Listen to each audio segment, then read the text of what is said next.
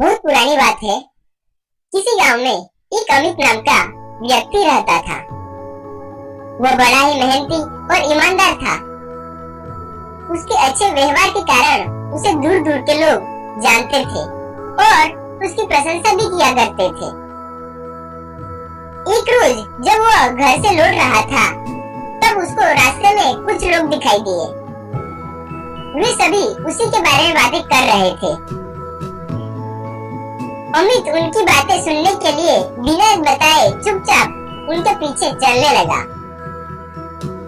पर अमित ने उनकी बात सुनी तो उसने पाया कि वह सब उसकी बुराई कर रहे थे। वह बातें कर रहे थे कि अमित बड़ा घमंडी है और कोई कह रहा था कि सब जानते हैं वह अच्छा होने का ढोंग करता है। अमित ने इससे पहले बस उसकी प्रशंसा सुनी थी और इस घटना से उसके दिमाग पर गहरा असर पड़ा था। वो बड़ा उदास हो गया और जब भी किसी को उसके बारे में बातें करता देखता, तब उसको बस यही लगता कि सब उसकी बुराई कर रहे हैं।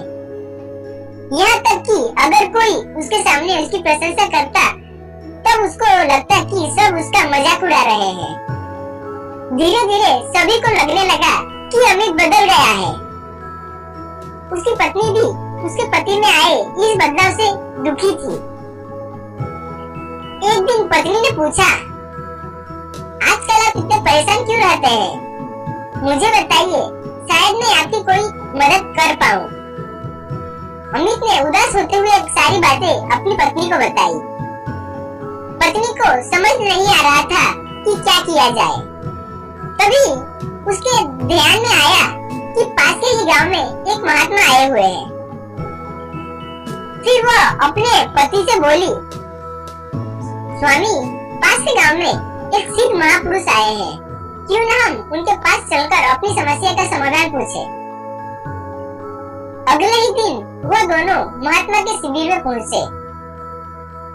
अमित ने सारी बातें उस महात्मा को बताई और बोला, महाराज, उसी दिन से सभी मेरी बुराइयां करते हैं। अब आप ही बताइए कि कैसे मैं सबके दिल में जगह बनाऊं। यह सब सुन महात्मा समझ चुके थे। महात्मा बोले, पुत्र, तुम अपनी पत्नी को घर छोड़ाओ और आज रात तुम मेरे शिविर में ठहरो।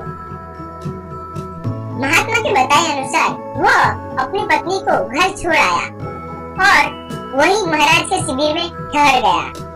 वह रात्रि के समय पर जब सोने के लिए गए तो अचानक से मेंढकों की टर-टर आवाज आने लगी। मोहन ने प्रश्न किया, ये क्या महाराज, यहाँ इतना कोलाहल क्यों है?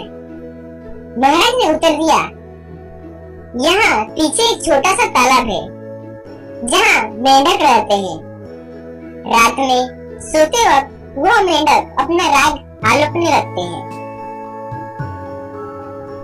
मोहन ने चिंता जताते हुए बोला, पर महाराज, ऐसे में तो कोई सो ही नहीं सकता। महाराज जी बोले, हाँ बेटा, पर तुम ही बताओ हम क्या कर सकते हैं? हो सके तो तुम हमारी सहायता करो। मोहन ने उत्तर दिया, ठीक है महाराज। इतना शोर सुन के लगता है मेंढकों की संख्या बहुत ज्यादा है। मैं कल ही अपने गांव जाता हूँ और वहाँ से कुछ मजदूरों को बुला के लाता हूँ। वह सब इन्हें यहाँ से उठाकर दूसरे तालाब में छोड़ आएंगे। अगले दिन मोहन गांव जाकर मजदूरों को लेकर उस तालाब के किनारे पहुँचा। महाराज भी वह तालाब के किनारे खड़े खड़े यह सब देख रहे थे। तालाब ज्यादा बड़ा नहीं था। बस 8-10 मजदूरों ने चारों ओर से जाला डालकर मेंढकों को पकड़ने में लग गए। कुछ ही देर में सारे मेंढक पकड़े गए। जब मेंढकों को बाहर निकाला गया तो मोहन ने देखा कि बस 60-70 मेंढक ही है। तब उसने महाराज से प्रश्न किया, महाराज, कल रात तो कितना कोलाहल हो रहा था।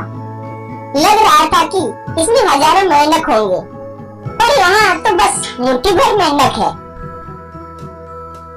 महाराज गंभीर होते हुए बोले, बेटा, कल रात यही मेंढक थे तुमने इन्हीं की आवाज सुनी थी। ये मुट्ठी भर मेंढक ही इतना शोर कर रहे थे कि तुम्हें लगा कि हजारों मेंढक टर टर कर रहे हैं।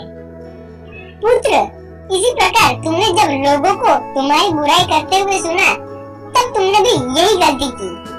तुम्हें लगा कि हर कोई तुम्हारी बुराई करता है, पर सच यही है कि बुराई करने वाले लोग बस मुट्ठी भर ही थे। इसलिए अगली बार जब तुम्हारी बुराई करते सुनना तो याद रखना कि हो सकता है कि यह कुछ ही लोग हो जो ऐसा कर रहे हो। और यह बात भी याद जरूर रखना कि तुम कितने भी अच्छे क्यों न बन जाओ, पर कुछ लोग तो तुम्हारी बुराई करने वाले मिल ही जाएंगे। यह सब सुन मोहन को अपनी गलती का एहसास हो चुका था। वह अब पुनः पुराना वाला मोहन बन चुका था। दोस्तों, हमें भी मोहन की तरह कुछ लोगों के व्यवहार को हर किसी का व्यवहार नहीं समझ लेना चाहिए और सकारात्मक मिजाज से अपनी जिंदगी जीनी चाहिए। हम कितने भी अच्छे क्यों न बन जाए, पर आपकी बुराई करने वाले लोग मिल ही जाएंगे। और साथ में इस कहानी से यह भी सीख मिलती है कि लाइफ में कभी न कभी ऐसी समस्या आती है कि रात के अंधेरे में मानो लगती है कि हजारों मेंढक कान में टर टर कर रहे हो, पर जब दिन के उजाले में देखा जाता है तो पता चलता है कि ये तो बस मुट्ठी भर मेंढक थे। यानी कि समस्या तो बस छोटी सी थी। इसलिए हमें ऐसे सिचुएशन में घबराने की बजाय धैर्य से उसका सॉल्यूशन ढूंढने का प्रयास करना चाहिए और कभी भी मुट्ठी भर मेंढकों से घबराना नहीं चाहिए।